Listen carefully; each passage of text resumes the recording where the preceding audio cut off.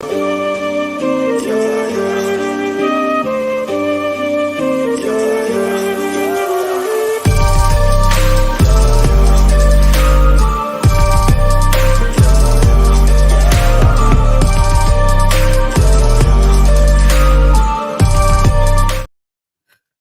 there, this is Tata, and welcome to the TNA Post Show. As always, I'm joined by my co-host. He's the one and only and the star of the show, Burt Maclin. Great. How's it going? Great show tonight. Great show. Definitely. We got quite a few things to talk about, actually. But before we get into the whole card, let's kick things off talking about this Full Metal Mayhem match with the TNA tag titles here. So this actually main evented, and we'll talk about why the world title didn't main event after this. But I have to say, my favorite spot in this match was when Brian Myers paid homage to the Edge Jeff Hardy spot from WrestleMania 17 when he speared Chris Bay off that ladder when he was holding on to the titles. That was my spot of this match, this whole match. Yeah, that was fucking really cool. No, I think one of the reasons that you could say this match took place, I think just because of the whole theme of the match, the canvas was very like I think it was like kind of like Jeff Hardy's facial designs. So like that would have been very difficult to set up between matches, and then just all the plunder as well. So it makes sense that this match went last. But yeah, no, that spot was really cool. Just the image of him swinging. But my favorite spot of the match was that Art of Finesse cutter that Chris Bay hit. That was a really dope spot. I believe he was I forget who it was, but I believe he was on the ladder as well, and he hit it off the ropes. This was a dope match. Yeah, this was a fantastic match. And like you said, the ladders, the ring, and even some of the chairs were spray painted with like Jeff Hardy's paintings and stuff like that. That was really cool. That was a nice touch. Yes. Lish, we found out she no longer needs a neck brace. I almost cried just because I didn't think she was ever going to need that. I didn't think she was going to ever have full use of her neck again. Yeah, I'm really glad that she doesn't need it anymore. Io saying, love that Edge Hardy spot Myers did with Bay. Up. That was the best spot. It's like you were in the Hardy compound. Great atmosphere. Yeah, I agree. And you know what? Many people have said it. I've seen it. Like, I think that this is kind of why the Hardys came to TNA. I think that they're best in still these type of matches, even they are a little older. I just think that they work in this kind of environment. But yeah, this was a perfect match. This was a great match. No surprise, the Hardy Boys won this match. I think everybody knew the Hardys were going to take this match. Yeah, and strategically, if you think about it, another thing, if you're going to have this match be last, and we'll talk about it after maybe some of the things that happened before this match that some people might not have liked, way to send them home. The Hardys are like universally loved. They're like, a top team of all time. So yeah, I think everyone was happy watching this. Joseph says, this is the stuff they wanted to do in AEW. They weren't handcuffed. Everybody and their mother knew the Hardy Boys would win this being the main event. Oh, yeah. I think that even if this match wasn't the main event, the Hardys were still going to win. This is probably their last... Sorry, go. This is probably their last tag title ring. Glad it's with TNA. Yeah, definitely.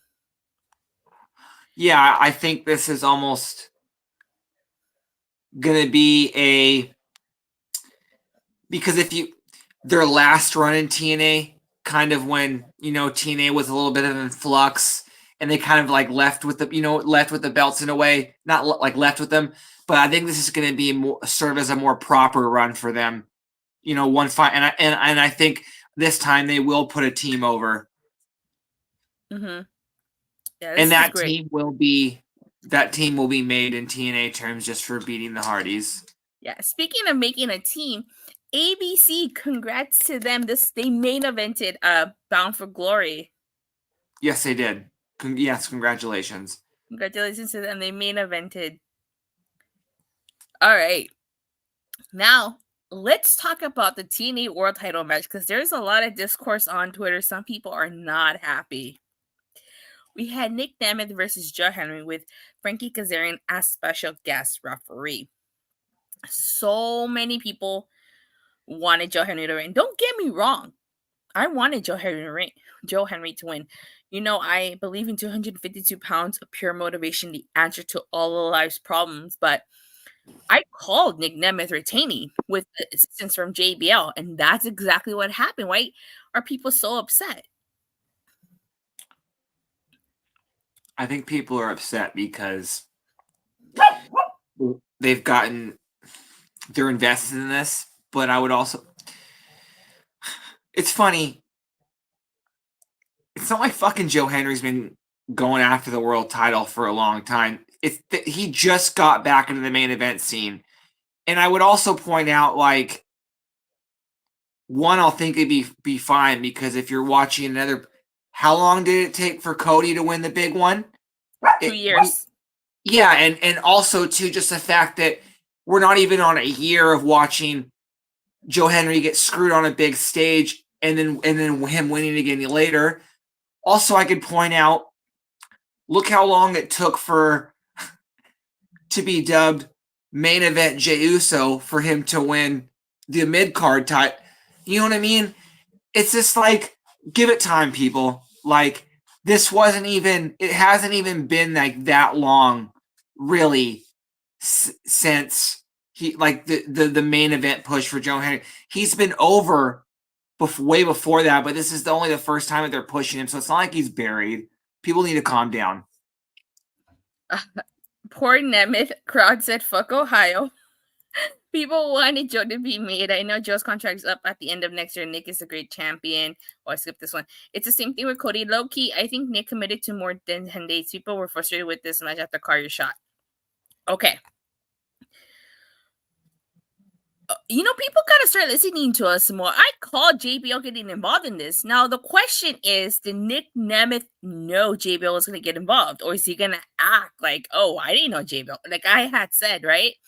He didn't know that JBL was gonna get involved. I think this is a slow burn for Nic Nemeth heel turn.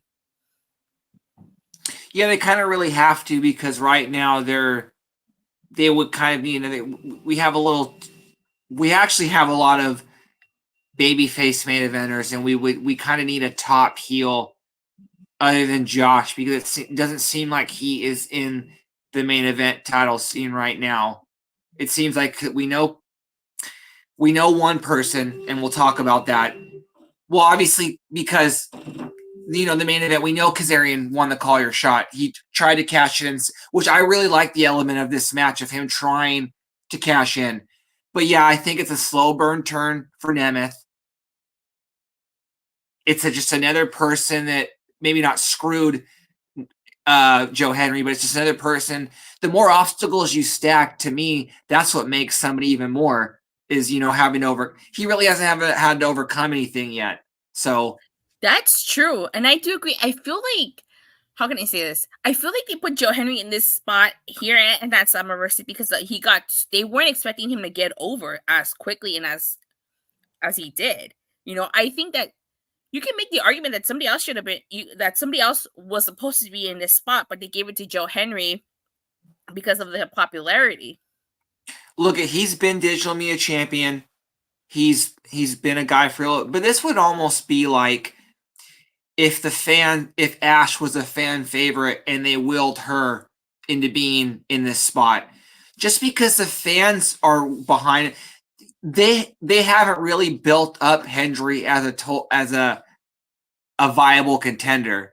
You know what I mean? Like, he's not, to me, if anything, and we'll talk about it, to me, someone like Santana feels like they've beaten, like, I think his win is bigger than any win that Joe Hendry's ever got.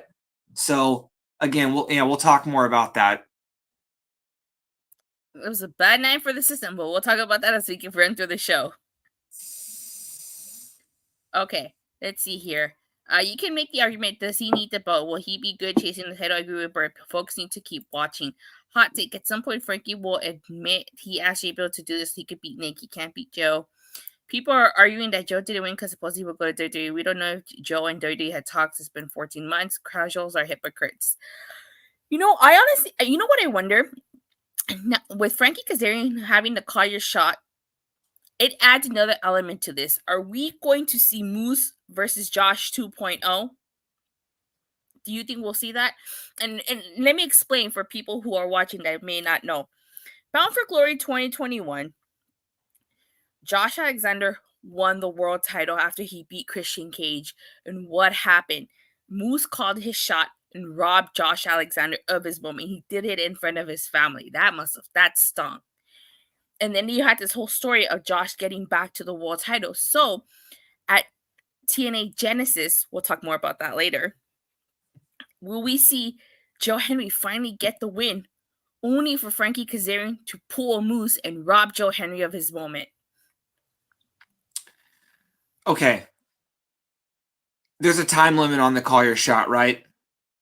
I think a year? I could be mistaken. Somebody in the chat correct us if we're wrong. There's a time limit.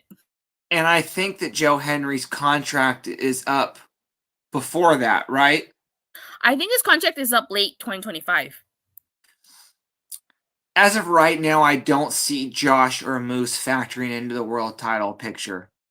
I think it's Kazarian, I think it's Hendry, and I think it's Nemeth right now.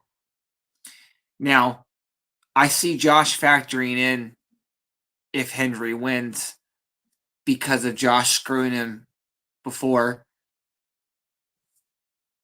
But, and yeah, I don't see Moose being in. Yeah, the callback to Moose, Josh, never losing, but Josh is a heel right now. So I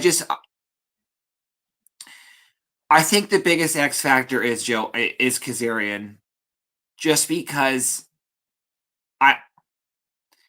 I'm looking at the landscape of when I could see Joe winning it and who. I also think it's going to be if what you said comes to fruition, if Nic Nemeth goes full heel, because I could see them revisiting this match. I can't wait to find out on Thursday, because I think it's only a matter of time before maybe JBL's on TNA TV and we get some sort of answers. Wouldn't you think so? Oh, I think we're definitely going to get some answers. If we don't get them at the Fallout on this Thursday, which is a Halloween episode, as we learned, we would definitely get them in the coming weeks. But I definitely do think that we're going to get some type of explanation. Speaking of call your shot, it was poor obvious feel that Frankie was winning. We'll talk more about that when we get to the call your shot, okay? But yeah, so I still think Joe Hendry's going to win the big one. The question is when. I feel like they might pull a Moose and have Cass rob Joe Hendry of his moment, like Moose did to Josh Alexander. And then if Rebellion is in the UK, I think that's when Joe will have his moment in the UK. Oh, Rebellion in UK, and the Rebellion's the April show, right? Mm-hmm. Yeah, I'm just trying.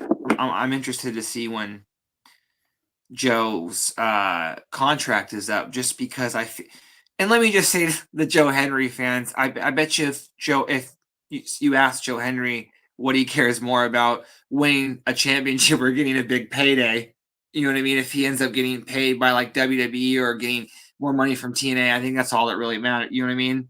Yeah. If he's meant to be champion, he's meant to be champion. Exactly. All right, so now let's talk about this countdown to Bound for Glory. It kicked off with Brookside and Reece versus Ash and Heather by Elegance. So this was the first time Ash and Heather were teaming up as you came up with Reckless Elegance. I think that's a much better name, but that's just me. I have to say, they make a pretty good tag team. I think they mesh really well together. Yeah, I like their combination finisher. Heather bouncing off the middle rope with almost like a Spanish fly, and then it was a Spanish fly and ratified air. Yeah, that was really good. They did work very, very well. And Brinley Reece, I thought this was a very good showcase for her, and I think it kind of works twofold, and maybe people wanted to see her more in NXT, and then people wanted to see more of her in TNA. So, because I thought her and Zaya have worked very well with each other as well. Well, spoiler alert! I think Brinley Reece is gonna work this week's Explosion, if I'm not That's mistaken. right. I believe. We're getting I believe NXT on Yeah, I Explosion. believe it's her and Kendall Gray. I think. Yeah. Carly Bright. Yeah. All right, there's an alarm going off. The Blondes by Elegance. That's what we'll call them. That's funny. I agree. I like Reckless Elegance. It was a good match, but it's not surprising one. Yeah, same here. Not surprised. We got to rebuild that Knockouts tag team division. Also on the countdown to Bound for Glory, we had Hall of Fame inductions for Bob Ryder and Rhino. Bob Ryder was inducted by Eric Young. We got to talk about some of the people that appeared. You had Jeff Jarrett, Sanjay Dutt, AJ Styles, Kurt Angle, Abyss. I was so surprised. This is really cool. Yeah. And Rhino got a very good. I love the pop Rhino got, whether it was the Hall of Fame announcement or in the match. I really like this. Rhino making. Who knew Rhino was so funny? He was talking about how he looked like an usher at a movie theater. He said red and blonde are his two favorite colors. Well, blonde is for the ladies. He thanked Jim Cornette, Paul Heyman, Tommy Dreamer, Sabu, the Sandman, Jerry Lynn, his surgery family, Triple H, Jim Ross, Pat Patterson, Edge, Christian, and Joe Legend. And he thanked Scott D'Amore and Johnny Swinger and Heath Slater. So I really like Rhino's speech. Yes. Detroit supports their own love Rhino's pops. Yeah, Zaya and Brinley are in KO tag action versus Carly Bright and Kendall Great. Daniel asked me how Detroit was. Unfortunately, I was not able to go. I did get sick on Wednesday, and I've been sick all week. I'm actually just starting to get better, so it was unfortunate I was not able to go. Believe me, I was upset that I was not able to go.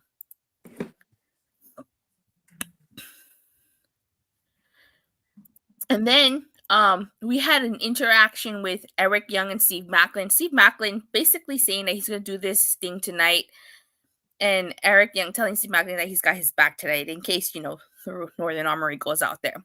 We also had your shot Gauntlet. Frankie, we knew Frankie Kazarian was going to be number 1, and AJ Francis was going to be number 20. I have to say, I was not a huge fan of this Call Your Shot Gauntlet.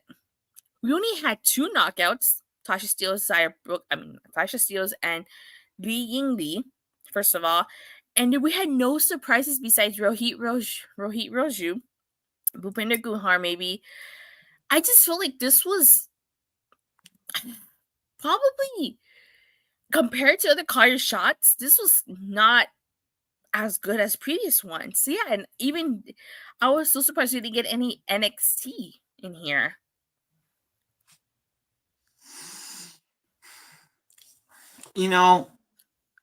Yeah, I get that, but I just think because we had 3 knockouts matches, and why there was only 2. I think there are quite a bit of injuries at this point where I do think that they got a lot of people on there, given that fact. Joseph said it was poorly obvious that Frankie was going to win this. It felt they're together last minute. Yeah, it kind of was. He did run the gauntlet. He survived. Rhino, I think, got the most eliminations in this match with 4 back-to-back. I actually, at no point thought, again, because you could make the case that Kazarian's going to get a world title shot without this. I, at one point, thought, because the idea of having it that you could call any type of title match, there's multiple people. Like, again, I thought AJ Francis was going to win because we know Top First Class wants it. And then with Jake something and Hammerstone being in there, Team Steak and Eggs, they want gold too. So it's like there was a lot of people. And again, there wasn't a lot of surprises, but I don't think the fans cared. Rhino had a great showing. Rohit's a fan favorite. So I think this was a fun match. Yeah, I mean, I'm not saying it was a sucky, crappy match. I'm just saying I was just a little disappointed, especially because it was on the pre-show. I think, like Joseph said, it was pretty obvious Frankie Kazarian was going to win this. Yeah. Just like it was pretty obvious the Hardys were going to win that ladder match. Yeah. Yeah. All right. So the main card kicked off with the X Division title as El Hijo de Vikingo versus Speedball Mike Bailey. This match didn't disappoint. This was epic. This was really great. I liked it. You know, there are certain wrestlers that I think can be stars anywhere, and I think Vikingo's one of them. But I also think that sometimes people just will fit better, at some places than others. And I just think that Vikingo really fits TNA. Oh, he does. That Canadian destroyer on the ring apron, Yes. holy shit. That was epic. I like that. And also, I just think that, when people talk about I think this year you hear like names like Gunther, Will Ospreay, Takesha, like for top wrestlers of the year, in the world. But I think Mike Bailey deserves to be on that list. I think his TNA run from his, monumental X Division run, I think it's kind of slept on. Low-key Speedball versus El Hijo de Vikingo match was match of the night. He should be signed to a deal. I agree. Vikingo fits with TNA. He does. He fits TNA very perfectly. I think that's going to be a 5-star match. Oh, yeah. Give me a Vikingo versus Leon Slater. Yeah, that'd be good. But I do think that you should always just try to bring in people who fit your company. And so I think TNA should try to be aggressive with maybe trying to bring Vikingo in. Mm-hmm. All right, we get the Knockouts Tag Team title matches: Spitfire versus Rosemary and Wendy. Choo. Spitfire was victorious, but it was at the end that Rosemary speared Wendy Choo. It seems like that alliance is done for. Yeah, that's fine. It seems like the Knockouts tag division's kind of coming together, so yeah, I'm fine with it. Let me see. Word has it Vikingo sticking around for now. Ooh, really? Okay, interesting. All right. We get Frankie Kazarian. I thought this segment, I don't know about you, but I thought this segment was hilarious. He was studying to become a ref. He was reading a book on how to be a referee. They're all having their book, and I think that for people who watch wrestling, I think Earl Hebner is widely known for having an immaculate referee record. I don't think he's ever screwed anybody in a match. Right. You just have blinders on whenever someone commits a heel act, don't you? Are you? Well, yeah, sure, yeah. Was pleasantly surprised that Spitfire retained. If Rosemary finally stopped, she misses Havoc. We haven't seen Havoc since Ash took out. That's true. We haven't seen Havoc. I wonder if she's coming back because she needs to get her revenge on Ash. All right. So, next we get Steve Maclin versus Josh Alexander. I have to say, this was a fucking war. Yeah. I mean, this was not going to be just a wrestling match. This was war. Like, it was personal. Steve Maclin doing the Olympic slam. And then, hitting Josh Alexander with 10 German suplexes. Steve Maclin's arguably, he took, again, just one of those guys that didn't like the direction he was going in, just in terms of where he was, needed to change the scenery. I think he's totally doing his best work in TNA. Totally turned himself into a star. I think he's somebody who definitely deserves to be back in the world title picture soon. Oh, I agree. New music too. They definitely have big plans for him. Oh yeah, he got new music. Got Austin Brett vibes from this match. This match should show people that Steve works great as a face. Was that the first match I predict wrong? Had Steve winning. Now I knew Josh was gonna win. I was just wrong by the way it was gonna go down. I thought shenanigans were gonna go down. You can make the argument that it did because Josh Alexander ended up zip tying Steve Maclin. Well, I love the finish to this match. Fucking love the finish. Josh Alexander put Steve Maclin in an ankle lock. And he did not tap. He didn't. Oh, I mean, first he couldn't because he was zip tied. But just the simple fact that he passed out. Oh, I love the finish. Didn't he also give him a low blow too at one point in the match? He did. So between him and Kazarian, it's like they're on that. They're taking tips from Nakamura's feud with AJ Styles, where the whole feud was Nakamura low blowing him. A lot of low blows on this show. People gotta stop wearing cups. Yeah. Cup check. We had Monsters Boff at a digital media title and international wrestling title, PCO versus Matt Cardona. Dude, Matt Cardona taking those thumbtacks and slowly, like, putting them on PCO's face. I was like, oh my God. You know, that was a 6 spot. A lot of pretty violent shit on this show. Yeah. I'm surprised nobody ended up in a stretcher. Yeah. But was that a green was that a green barbed wire bat that he was hitting PCO with? I think so. Wonder why green. It looked like it got slimed at like the Kids' Choice Awards on Nickelodeon. PCO or X reminded me of Pinhead.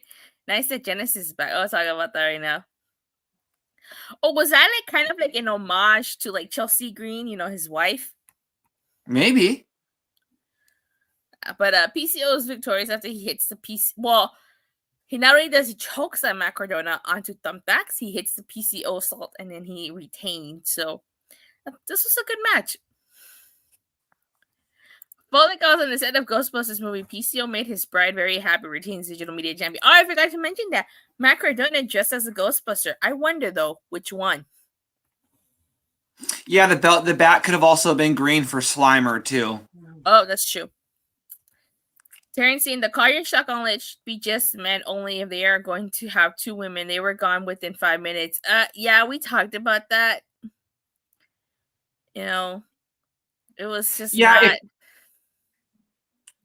I think they have a deep enough roster where each they could have a Call Your Shot Gauntlet for the women and the men, not on the same show, but you know what I mean, on a different show. You know what I mean? Mm-hmm. You give it a B? Oh, we'll talk about our overall rating at the end. So next we get Mike Santana versus Moose. Ooh, this match also, man. This match was also great. This was Moose 11th Bound for Glory? And earlier they said, I think Rhino tied somebody. Yes, and he with his, I think his 15th or his 13th. I didn't catch that. I just know he tied Chris Sabin, but I forgot what they said with. I think a lot like the Maclin and Josh Alexander. This was another grudge match. You know what I mean? This was another fight. I like this one slightly more. I thought this was a great fucking match. I thought Santana is watching. I really think it's very fitting that and makes the if there was going to be a company that Santana was going to be main event, I think it's fitting it's TNA, just because even though he left TNA, I would imagine if he would have stayed in TNA, LAX might have had a natural breakup and Santana would have went solo eventually anyway. So I like how he's coming back into TNA to almost kind of finish the story. I think it's like long-term storytelling at its finest. Oh, okay. Rhino ties Sabin for most BFG appearances. I didn't catch it. This was the 20th edition of their WrestleMania, so not surprised this was Moose 11th. I think Rhino tied Chris Sabin for 15. Moose, Eddie, and a couple others have second. Santana is the man. Yeah, he is. This was great. And Santana's another one that I could see definitely winning the title. It's just the title pictures like has so many contenders right now. So again, that's why it's not like I don't believe in Joe Hendry. I just don't. It's just so deep right now. It seems like they've got multiple storylines and who knows when they're going to pay off. yeah, that's true. I'm very curious to see now that Mike Santana has taken care of the system where he goes from here. Speaking of the system, a very bad night for the system. JDC did not win the Call Your Shot Gauntlet. Moose lost his match, and Eddie Edwards and Brian Myers failed to retain their tag titles. Are we going to see the system implode? I think we are. And you know what? Factions always should have a shelf life. We don't need a Bloodline or Judgment Day. We don't need factions going on too long where, you know, things were supposed to run their course. You know, some of the best factions in history it's not like they lasted forever. You know what I mean? Yeah, people need to realize the title picture is good. I think people don't realize that Joe is okay. He will get his moment. The fact that he was in the triple main event for his debut at this event is huge. Yeah, that is true. And I hope someone can help me out. We know this one. I think this was like Joe's really only second chance at a world title, and it's not like he's lost on the main event of pay-per-views for the world title a lot, right? This can't be more. It can't be more than 3, so he's fine. Keep the system together, okay? So and you know what? Hold on. I'm sorry. No, go ahead. I think you and I think a lot of the fans. He faced somebody tonight who, if you watch WWE, I think Nic Nemeth / Dolph Ziggler knows about coming up short. He's somebody that the fans, I was a big fan that they would just not pull the trigger on. He had a pretty meaningless reign as world champion. Joe Hendry's not even on that level yet. So we gotta relax. Yeah, this is the second chance at TNA World Heavyweight Championship. First was on a one shot. He was in the 6-pack that Nic Nemeth won at Summerversary. Joe main events in both NXT and TNA pay-per-views. 2 very good point, Bert. Io says. All right. Thank you. Before we get into the knockouts match, let's talk about the news that broke. We have the return of TNA Genesis, which is in Dallas, Texas, January 19th. So I guess we're not getting Hard to Kill. Oh, which is usually in January. I wonder if because again, the TNA is always kind of, they said kind of 2025 big. Maybe they're shuffling the pay-per-views a little bit. Did they have Genesis last year or no? No, this is the return of Genesis. Okay, so maybe they are replacing Hard to Kill, but I thought Hard to Kill was one of the big 4. I don't know. I guess we'll find out. Yeah, I don't know what because I know Bound for Glory and Victory Road are 2 of their biggest shows of the year, right? Mm-hmm. Somebody can help me out, but yeah, I thought Hard to Kill was one of their big ones. Anyway, but that's cool. Genesis coming to Texas. I says TNA already proved they're Hard to Kill. So next theme, not only is Genesis in Garlic, Texas, but 4 days later, I was just about to mention this. We also found out that TNA will be going live January 23rd in San Antonio, Texas. That's huge. That is huge. And then a TV taping on the 24th. I hope this continues. I hope they do live taping. You know? Mm-hmm. And what day is that? It's January 23rd. Okay. All right. So now, last but certainly not least, let's talk about this knockout world title match. Big January coming in. Yep. It is Jordynne Grace versus Masha Slamovich. This was 2 years in the making. Jordynne Grace originally defeated Masha Slamovich at Bound for Glory 2 years ago, where ending Masha's undefeated streak, and then she beat her again. This is women's wrestling. I agree. And commentary brought up the fact that they were inverted colors. Grace wore red and Masha wore white. Kind of like from their first encounter. Masha went through hell. Yeah, she did. where Grace wore white and Masha wore red. So I really love that. This was a fucking great match. Let's talk about that Tombstone German and then Kryptonite Crunch. That was epic. And Masha kicking out of the Flamingo driver, not the Flamingo driver. Yeah. Also, I like how you said that 2 years in the making. So Masha's been waiting longer than Joe Hendry. So again, fans, chill. Yeah, this was I think this was up there with this is my second match of the night, along with the X Division match. This was so good. I think it was better than the men's world title match. Jordynne's amazing, but now it's Masha's turn to carry the the women's title for the next era. So, and if this was Jordynne's last world title shot, last time as X Division champion, she's obviously a Hall of Famer. I think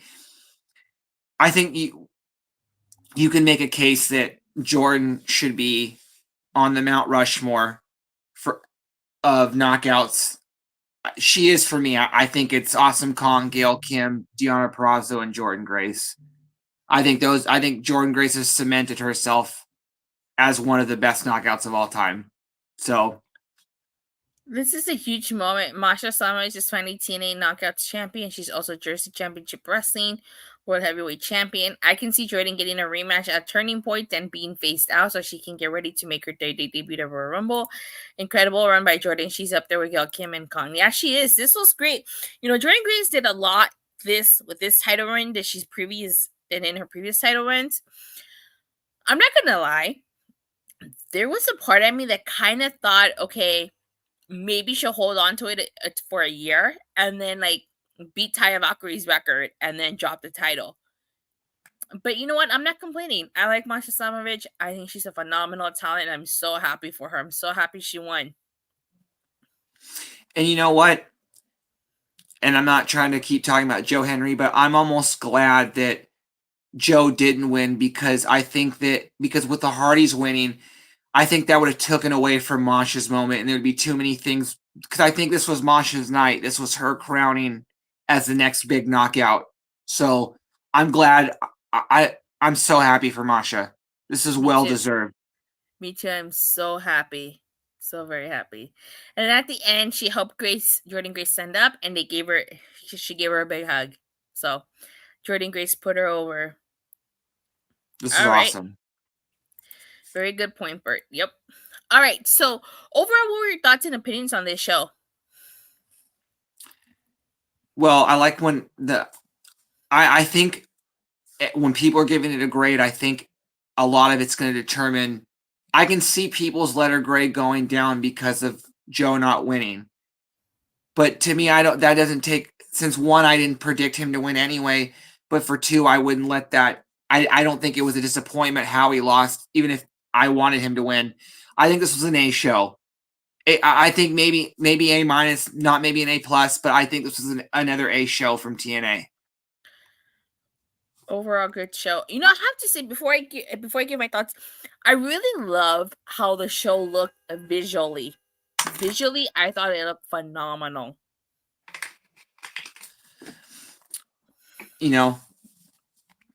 I'm only going to say this because I agree with you, and if I was AEW, this is the kind of venues I would run for TV, because those are they can sell that out, I think, on a weekly basis. You know what I mean? But it looked phenomenal tonight. One of the best. The screens, just the presentation, the lighting, it looked like the major leagues tonight. Mm-hmm. All right, on a scale from 1 to Sean Spears' perfect 10, I'm gonna give this a 9. Okay. I thought overall it was a pretty good show. My one complaint is the Call Your Shot Gauntlet. I was not a huge fan of it. Not because Frankie Kazarian won. No, I'm not angry. I'm not mad about that. I don't mind Frankie Kazarian winning. I just feel like this Kaya shot was so, how can I say it? What's the word I'm looking for here? It was lackluster. It was a little Lackluster. but no, maybe not that. It left something to be desired. It was Yeah. what you wanted a little bit more surprises but that again, I agree with you on that aspect. Same. It didn't suck. Everybody did a great job in that match. It was just underwhelming. Yeah, it was very underwhelming. Like, we already got 2 knockouts. We didn't get anybody from NXT. We got Rohi Raju. You know, it just, I wanted more from this. Like, I wanted more. And we just didn't get that. And that's just my one complaint. It's just a Kaya shot gauntlet. You know, and the fact that it was on the pre-show should have told us why it was on the pre-show. Yeah, but I could think it'd be on the pre-show anyway, just because the card was so stacked. I don't know what match I would have swapped it out with. Good question. What match would you swap out? I don't think I could swap it out with any of them. Yeah. Yeah, if it was on the main card, they would have carried. Yeah, exactly. Yeah. This is just very underwhelming. The most underwhelming Kaya shot gauntlet I've seen since I've been watching TNA. But you know what? It is what it is. I get why they did it. Frankie Kazarian was going to win. It was probably last minute stuff on Kaya shot. Yeah, it definitely seems that way. All right. Bert, where can people find you as we get ready to sign off? Just on exit, Bert Maclin 11. All right, and you can follow me on Twitter at @I talk WWE, AEW, TNA. And you can check my YouTube channel, Rangers of Wrestling, every Monday, Wednesday, Friday, occasional Saturdays and Sundays. And for all things TNA, you can catch us here every Thursday on Body Slam. It didn't take away from what it was great event. 8.5 Road to Turning Point begins. Great job, thank you.